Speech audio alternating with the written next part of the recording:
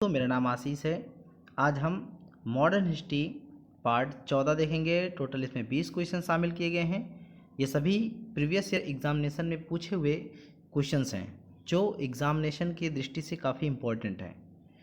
आपको बता दें, यदि आप हमारे चैनल पर नए हैं तो चैनल को सब्सक्राइब कर लीजिए और बगल में बेल आइकन बनी होगी, इसको दबा लीजिए ताकि आपको नए वीडियो का नोटिफिकेशन सबसे पहले प्राप्त हो और वीडियो को आप सबसे पहले देख सकें।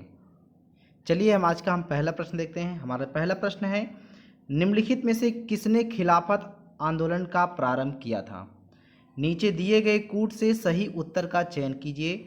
आपका कूट है शौकत अली, मोहम्मद अली, शरीयतुल्लाह, अबुल कलाम आज़ाद। यहाँ पे कूट दिया गया है 1 और 2, 1 3 और 4, 1 2 3, 1 2 3 4। देखिए, खिलाफत आंदोलन मुख्यतः जो है एक मुसलमानों द्वारा चलाया गया एक आंदोलन था। किसके?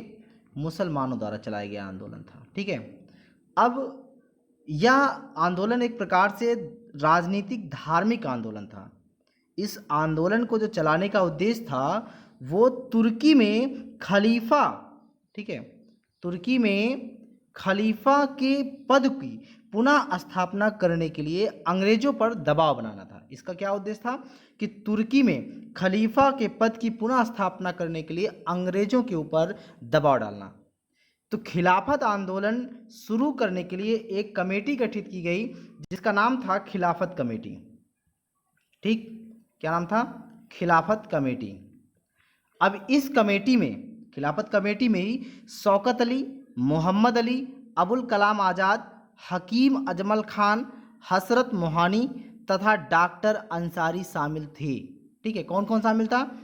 शौकत अली, मोहम्मद अली, अबुल कलाम आज़ाद, हकीम अजमल खान, हसरत मोहानी तथा डॉक्टर अंसारी शामिल थे। फिर भी यहाँ पर खिलाफत आंदोलन प्रारंभ करने या शुरू करने का श्रेय शौकत अली और मोहम्मद अली को दिया जाता है। ये दोनों भाई थे, तो इसलिए हमारा ऑप्शन ए सही हो जाएगा, 1 और 2। ठीक है। अगला क्वेश्चन देखिए, हमारा दूसरा क्वेश्चन, खिलाफत आंदोलन के मुख्य उद्देश्य निम्नलिखित में से कौन कौन से थे? यहाँ पर आपके कथन दिए गए हैं। कथन में देखिए, पहला है भारत के मुसलमानों में ब्रिटिश विरोधी की भावना उत्पन्न करना, दूसरा है मुस्लिम समाज का सुधार, तीसरा है पृथक निर्वाचक मंडल की मांग और चौथा है पृथक निर्वाचक मंडल की मांग और खिलाफत का रक्षण, चौथा है ऑटोमन साम्राज्य की रक्षा और खिलाफत का रक्षण।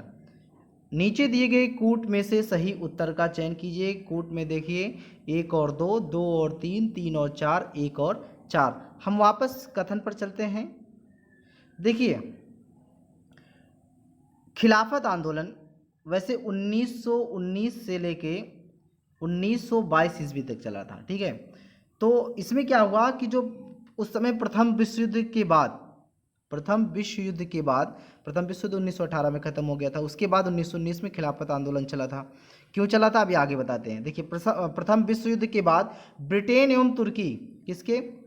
ब्रिटेन एवं टर्की, ठीक है, तुर्की के बीच होने वाले सेवर्स के संधि से, किसके?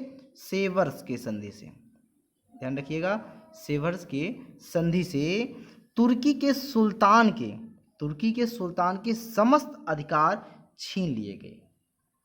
संसार भर के मुसलमान, ठीक है, पूरे वर्ल्ड भर के जो मुसलमान थे वो तुर्की के सुल्तान को अपना खलीफा मानते थे और इस वजह से जो भारत के मुसलमान थे वो भी तुर्की के जो सुल्तान थे उनको अपना खलीफा मानते थे।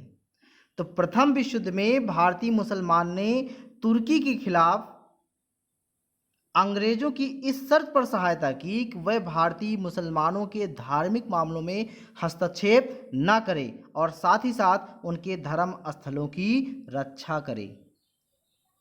परंतु युद्ध में इंग्लैंड की विजय के बाद सरकार अपने वादे से मुकर गई। भारतीय मुसलमान ब्रिटिश सरकार से नफरत करने लगे और ऐसे में उन्होंने तुर्की के ऑटोमन साम्राज्य की रक्षा और खलीफा को बनाए रखने के लिए आंदोलन प्रारंभ किया। तुर्की साम्राज्य के विभाजन के विरुद्ध शुरू हुए खिलाफत आंदोलन ने उस समय अधिक जोर पकड़ लिया जब इसमें गांधी जी शामिल हुए। तो इसलिए यहाँ पर हमारा कथन 1 सही हो जाएगा और कथन 4 सही हो जाएगा। बाकी जो दूसरा कथन है और तीसरा कथन है ये दोनों गलत हो जाएंगे। तो 1 और 4 कथन सही है, तो हमारा जो कूट है यानी कि ऑप्शन ए सही हो जाएगा। 1 और 4, ठीक है। यहाँ पर 1 और 4, 1 और 4 कथन सही था, तो 1 और 4 सही होगा, डी ऑप्शन सही हो जाएगा, ठीक। अगला देखिए तीसरा क्वेश्चन है, महात्मा गांधी ने खिलाफत आंदोलन का समर्थन क्यों किया? खलीफा ने क्रांतिकारियों को शरण दी थी, गांधी जी ने अंग्रेजों के खिलाफ अपने आंदोलन में भारतीय मुसलमानों का सहयोग प्राप्त करना चाहा था, सी है खलीफा ने भारत के स्वतंत्रता आंदोलन का समर्थन किया, डी है खलीफा गांधी जी के अच्छे मित्र थे।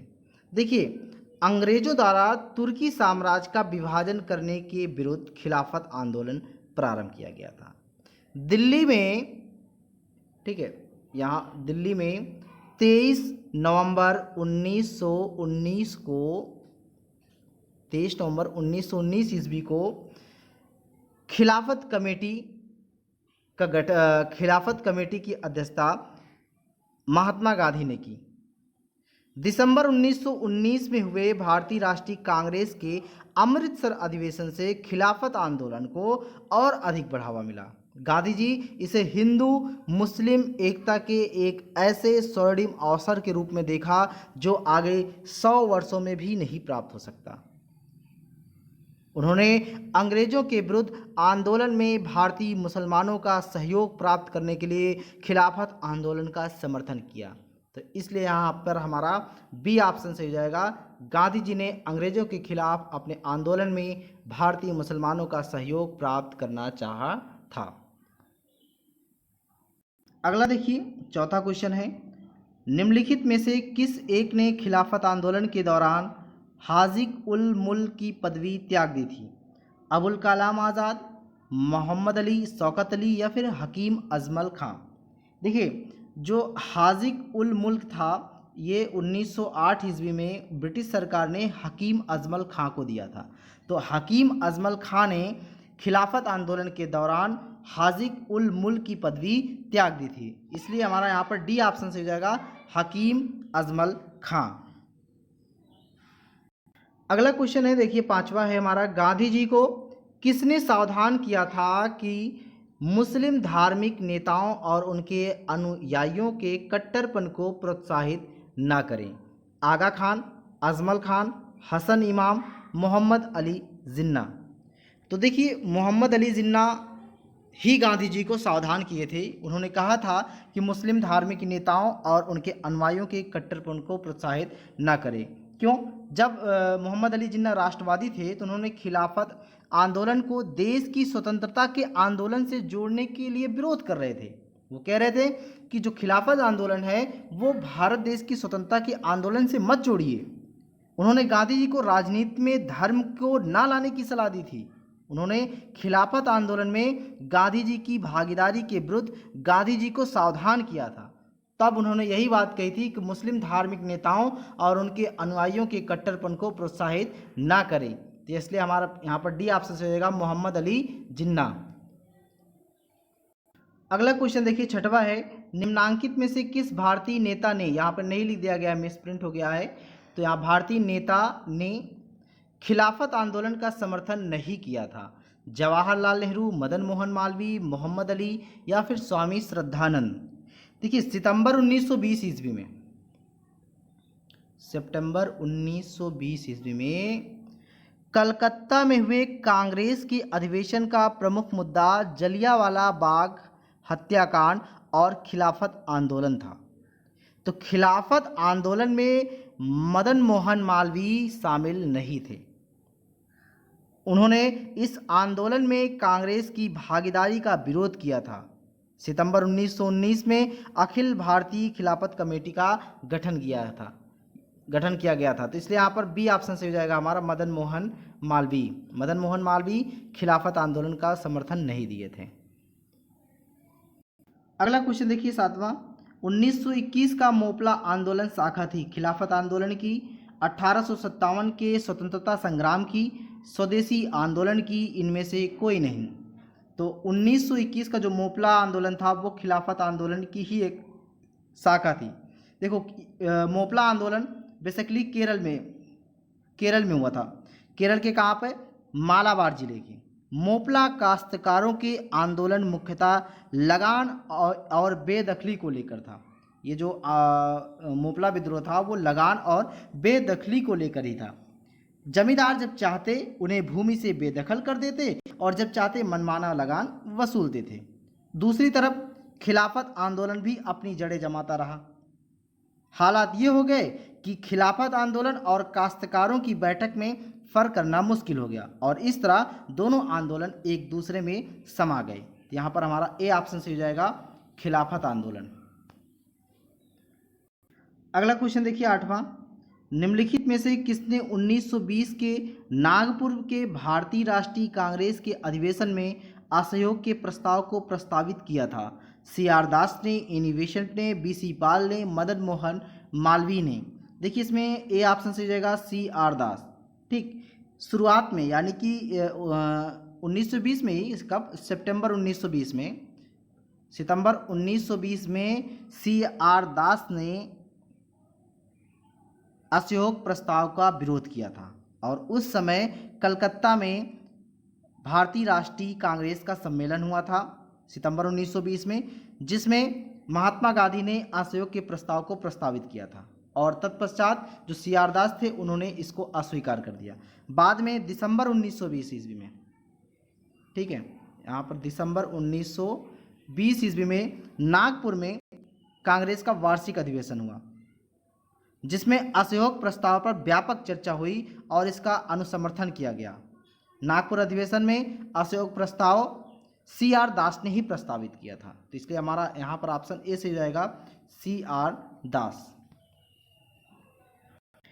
अगला क्वेश्चन 9वां है, महात्मा गांधी द्वारा चलाया गया प्रथम जन आंदोलन था असहयोग आंदोलन, नमक आंदोलन, भारत छोड़ो आंदोलन या फिर नील आंदोलन? तो यहाँ पर ऑप्शन ए सही हो जाएगा असहयोग आंदोलन। ठीक है, देखो गांधी जी के नेतृत्व में किया जाने वाला पहला जन आंदोलन असहयोग आंदोलन था। यह 1920 से 1922 ईस्वी तक चला था। लेकिन अगर बात करें हम कि 1915 ईस्वी में तो गांधी जी भारत आ गए थे, उसके बाद चंपारण में इन्होंने 1917 ईस्वी में चंपारण विद्रोह किया था। तो चंपारण जो विद्रोह था वो बेसिकली प्रथम किसान सत्याग्रह था गांधी जी का, जिसमें गांधी जी ने नील की खेती करने वाले किसानों का समर्थन किया था। और अगर हम बात करें कि प्रथम जन आंदोलन की, तो वो प्रथम जन आंदोलन असहयोग आंदोलन था। तो इसलिए हमारा यहाँ पर ए ऑप्शन से हो जाएगा असहयोग आंदोलन। अगला क्वेश्चन देखिए 10वां है, निम्नलिखित में से या निम्न में से कौन सा एक असहयोग आंदोलन को प्रारंभ करने का कारण नहीं था? खिलाफत का प्रश्न, नमक कानून, पंजाब में अत्याचार, रॉलेट एक्ट। यहाँ पर बी ऑप्शन है आपका, जो जो असहयोग आंदोलन को प्रारंभ करने का कारण नहीं था, तो यानी कि बी हो जाएगा। बाकी जो खिलाफत का प्रश्न है ये असहयोग आंदोलन को शुरू करने का एक मुख्य कारण है, पंजाब में अत्याचार ये भी मुख्य कारण है और डी है रॉलेट एक्ट, ये भी एक मुख्य कारण है। ठीक, तो जो हमारा यहाँ पर ऑप्शन बी सही हो जाएगा, नमक कानून। अगला क्वेश्चन देखिए 11वां है, एक वर्ष में स्वराज का नारा गांधी जी ने कब दिया था? दांडी मार्च के समय, असहयोग आंदोलन के समय, सबने अवज्ञा आंदोलन के समय या फिर गोलमेज सम्मेलन के समय? देखिए असहयोग आंदोलन औपचारिक रूप से 1 अगस्त 1920 को शुरू हुआ था। औपचारिक रूप से 1 अगस्त 1920 ईस्वी को शुरू किया गया था। तो 5 नवंबर 1920 ईस्वी को 5 नवंबर 1920 ईस्वी को ऑल इंडिया कांग्रेस कमेटी के अधिवेशन में गांधी जी ने असहयोग आंदोलन शुरू होने के 1 वर्ष के भीतर स्वराज प्राप्त करने का नारा दिया था। तो इसलिए यहाँ पर बी ऑप्शन सही हो जाएगा, असहयोग आंदोलन के समय। अगला है 12वां क्वेश्चन देखिए, नीचे कथनों पर ध्यान दीजिए। असहयोग आंदोलन से कथन है, कांग्रेस सर्वप्रथम जन आंदोलन बनी, हिंदू मुस्लिम एकता में वृद्धि हुई, जनता के मन से ब्रिटिश शक्ति का भय हट गया। और चौथा कथन है ब्रिटेन की सरकार भारतीयों को राजनीतिक भी रियायतें देने को राजी हुई। ठीक, तो यहाँ पर आपके हैं इन कथनों में से 1, 2, 3 और 4 सही है, 1, 2 और 3 सही है, 1 और 3 सही है, 3 और 4 सही है। देखिए, असहयोग आंदोलन की अनेक सफलताएं हैं। इस आंदोलन ने पहली बार देश की जनता को इकट्ठा किया था। अब भारतीय राष्ट्रीय कांग्रेस पर कोई यह आरोप नहीं लगा सकता था कि वह कुछ मुट्ठी भर लोगों का प्रतिनिधित्व करती है। इस आंदोलन की सबसे बड़ी विशेषता यह रही कि इसने जनता को आधुनिक राजनीति से परिचय कराया, उनमें आज़ादी की भूख जगाई। मालाबार की घटनाओं के बावजूद इस आंदोलन में बड़े पैमाने पर मुसलमानों की भागीदारी और सांप्रदायिक एकता की कोई छोटी उपलब्धि नहीं थी। ठीक है, यानी कि यहाँ पर मालाबार में जो भी मुसलमान थे वो उनकी भागीदारी बहुत व्यापक रूप से थी। इस आंदोलन से जनता के मन में ब्रिटिश शक्ति का भय हट गया। चौरी चौरा कांड के बाद इस आंदोलन को समाप्त कर दिया गया। तो यहाँ पर जो कथन है कांग्रेस सर्वप्रथम जन आंदोलन बनी, बिल्कुल सही है, पहला कथन सही हो जाएगा। दूसरा, हिंदू मुस्लिम एकता में वृद्धि बिल्कुल हुई। तीसरा, जनता के मन से ब्रिटिश शक्ति का भय हट गया, ये भी सही है। अब चौथा है ब्रिटेन की सरकार भारतीयों को राजनीतिक रियायतें देने को राजी हो गई। तो यहाँ पर ब्रिटिश सरकार से भारत को कोई राजनीतिक रियायत प्राप्त नहीं हुई, तो इसलिए यहाँ कथन गलत हो जाएगा। 1, 2, 3 सही है, तो 1, 2, 3 यानी कि बी ऑप्शन हमारा सही हो जाएगा। 1, 2 और 3 सही है। अगला क्वेश्चन देखिए, निम्न में से किसने असहयोग आंदोलन के दौरान अपनी वकालत छोड़ दी थी? महात्मा गांधी ने, मदन मोहन मालवीय ने, तेज बहादुर सप्रू ने, चित्तरंजन दास ने। तो यहाँ पर डी ऑप्शन सही हो जाएगा, चित्तरंजन दास। तो चित्तरंजन दास ने असहयोग आंदोलन के दौरान अपनी वकालत छोड़ दी थी। इसके अलावा चित्तरंजन दास के अलावा मोतीलाल नेहरू शामिल थे इसमें। मोतीलाल नेहरू भी वकालत छोड़ दिए थे। राजेंद्र प्रसाद, जवाहरलाल नेहरू, विट्ठल भाई पटेल और वल्लभ भाई पटेल ने भी अपनी वकालत असहयोग आंदोलन के दौरान छोड़ दी थी।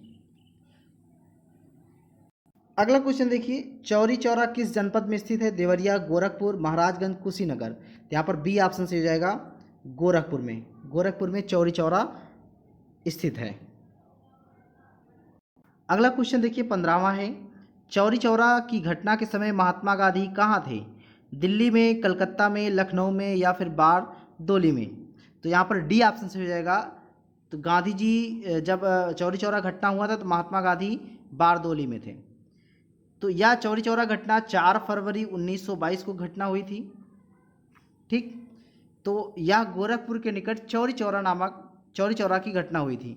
गांधी जी ने 12 फरवरी 1922 को बारडोली में कांग्रेस वर्किंग कमेटी की बैठक बुलाकर असहयोग आंदोलन स्थगित करने की घोषणा की थी। चौरी चौरा की घटना के समय गांधी जी गुजरात के बारडोली में सामूहिक सत्याग्रह द्वारा सबने अवज्ञा आंदोलन शुरू करने की तैयारी कर रहे थे। ठीक, अगला क्वेश्चन देखिए, दिल्ली में 24 फरवरी 1922 को आयोजित अखिल भारतीय कांग्रेस समिति की बैठक में असहयोग आंदोलन वापस लेने के लिए गांधी जी के विरुद्ध निंदा प्रस्ताव किसने प्रस्तुत किया था? केटी साहब, बिपिन चंद्र पाल, सुभाष चंद्र बोस, डॉक्टर मुंजे। देखिए, असहयोग आंदोलन औपचारिक रूप से 1 अगस्त 1920 को शुरू हुआ था। 1 अगस्त 1920 ईस्वी को शुरू हुआ था, लेकिन 4 फरवरी 1922 ईस्वी को चौरी चौरा कांड होने के कारण महात्मा गांधी ने इसे वापस ले लिया। इसी परिप्रेक्ष्य में 24 फरवरी 1922 को, ठीक है, 24 फरवरी 1922 को आयोजित अखिल भारतीय कांग्रेस समिति की दिल्ली में बैठक हुई, जिसमें ऐसी सभी गतिविधियों पर रोक लगा दी गई जिनसे कानून का उल्लंघन होता है। इसी अधिवेशन में असहयोग आंदोलन वापस लेने के कारण डॉक्टर मुंजे ने गांधी जी के खिलाफ निंदा प्रस्ताव लाया था। तो इसलिए यहाँ पर डी ऑप्शन सही हो जाएगा, डॉक्टर मुंजे। अगला देखिए, 17वां है, असहयोग आंदोलन के दौरान विदेशी वस्त्रों के लिए जलाए जाने पर किसने महात्मा गांधी को लिखा कि यह निष्ठुर बर्बादी है? मदन मोहन मालवीय, रविन्द्रनाथ टैगोर, शौकत अली या फिर मोतीलाल नेहरू? तो यहाँ पर आपका बी ऑप्शन से हो जाएगा रविन्द्रनाथ टैगोर। ठीक है, तो रविन्द्रनाथ टैगोर ने ही महात्मा गांधी को लिखा कि यह निष्ठुर बर्बादी है। देखिए, रविन्द्रनाथ टैगोर आंदोलन एवं विरोध प्रदर्शन के विपरीत रचनात्मक कार्यक्रम को विशेष महत्व प्रदान करते थे, जिसके कारण उन्होंने विदेशी वस्त्रों की होली जलाने के विपरीत गांधी जी को रचनात्मक कार्यक्रम अपनाने की बात अपने पत्र में कही। असहयोग आंदोलन के दौरान रविन्द्रनाथ टैगोर विदेशी वस्त्रों को जलाए जाने को अविवेकी या निष्ठुर या बर्बादी कहा था। तो इसलिए यहाँ बी ऑप्शन सही हो जाएगा आपका रविन्द्रनाथ टैगोर। अगला देखिए 18वां है, निम्नलिखित संस्थाओं में से कौन असहयोग आंदोलन के दौरान स्थापित की गई थी? काशी विद्यापीठ, गुजरात विद्यापीठ, जामिया मिलिया, काशी हिंदू विश्वविद्यालय? 1 2 2 और 3, 1 2 3 उपर्युक्त सभी। देखिए, असहयोग आंदोलन 1920 से 1922 ईस्वी तक हुआ था। अब काशी विद्यापीठ की स्थापना 1921 में हुई थी। ठीक है, इसकी स्थापना 1921 ईस्वी में हुई थी। गुजरात विद्यापीठ की स्थापना 1920 ईस्वी में हुई थी और जामिया मिलिया की स्थापना 1920 ईस्वी में हुई थी, जबकि काशी हिंदू विश्वविद्यालय की स्थापना 1916 में हुआ था। तो इसलिए अगर देखा जाए तो 1 2 और 3 कथन सही है, यानी कि 1 2 और 3 ये हमारा सी ऑप्शन से हो जाएगा। बाकी ये काशी हिंदू विश्वविद्यालय 1916 में स्थापित किया गया था। तो यहाँ पर असहयोग आंदोलन के दौरान जो भी स्थापित हुए, काशी विद्यापीठ, गुजरात विद्यापीठ, जामिया मिलिया। काशी विद्यापीठ 1921 में हुआ था स्थापना, गुजरात विद्यापीठ की 1920 ईस्वी में और जामिया मिलिया का 1920 ईस्वी में। इसलिए यहाँ पर सी ऑप्शन बिल्कुल सही हो जाएगा। अगला देखिए 19वां, 1921-22 के असहयोग आंदोलन का मुख्य प्रतिफल था हिंदू मुस्लिम एकता, सूबों के अधिक शक्तियाँ, केंद्रीय विधायिका सदन में चुने हुए सदस्यों की संख्या वृद्धि, भारतीय राष्ट्रीय कांग्रेस में विभाजन। देखिए, असहयोग आंदोलन अपने घोषित उद्देश्यों में आंशिक रूप से ही सफल रहा, मतलब थोड़ा सा ही सफल रहा, पूरा तो सफलता मिली नहीं, परंतु अपने रचनात्मक कार्यों में इसने अवश्य अपार सफलता पाई।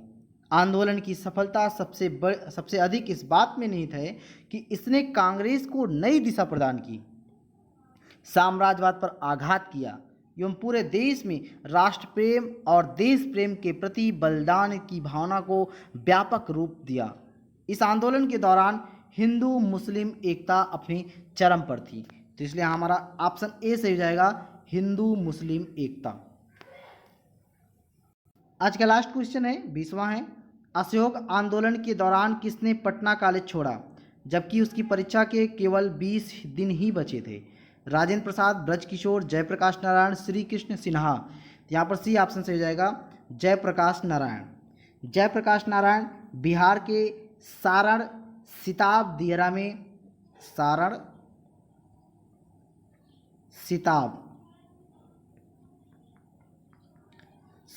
सिताब दियारा में जन्मे थे। जयप्रकाश नारायण असहयोग आंदोलन के दौरान पटना कॉलेज छोड़ दिया था। उस समय केवल 20 दिन ही बचे थे जो इनकी परीक्षा होने वाली थी। इसके बाद उन्होंने कांग्रेस द्वारा एक संचालित बिहार विद्यापीठ में इन्होंने प्रवेश लिया। तो इसलिए हमारा ऑप्शन सी सही हो जाएगा, जयप्रकाश नारायण। दोस्तों, उम्मीद करता हूँ वीडियो आपको बहुत अच्छा लगा होगा। अच्छा लगा है तो वीडियो को लाइक कीजिएगा, दोस्तों के साथ ज़्यादा से ज़्यादा शेयर करें। कल फिर मिलते हैं 20 क्वेश्चन के साथ, तब तक के लिए नमस्कार।